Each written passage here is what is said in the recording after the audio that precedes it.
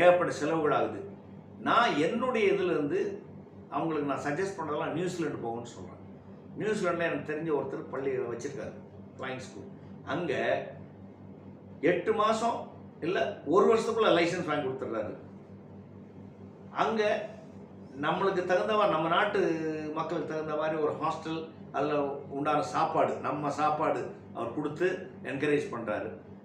நீங்கள் ரேட்ஸ் பார்த்தா காம்படிட்டிவாக இருக்கும், மற்ற ரேட்ஸ் மாதிரி இருக்கும். ஆனால் நீங்கள் 1 வருஷத்துக்குள்ள எப்படியா பைலட் ஆகி வந்துடலாம். இந்த மாதிரி சிபிஎல் பைலட் படிக்கிறவங்களுக்கும் நான் ஒரு ஒத்தாசையாக இருந்து அவங்கள அங்கே எப்படி போகணும், எப்படி அப்ளை பண்ணணும், அதுக்குண்டான மெடிக்கல் எங்கே பண்ணணும், அதுக்குண்டான பேப்பர்ஸ் இங்கே எப்படி ப்ரிப்பேர் பண்ணிட்டு போனால் அங்கே சீக்கிரமாக படித்து முடிக்கலாம், அதெல்லாம் பண்ணி ஏற்பாடு பண்ணி நான் அதையும் ஏற்பாடு பண்ணிப்போ ஒரு 10 பேர் வந்துருக்காங்க எங்கிட்ட. பிடெக் ஏரோநாட்டிக்கல் படிச்சுட்டு வேலை கிடைக்காம அந்த 10 பேரையும் நாங்கள் அனுப்புகிறோம். அந்த மாதிரி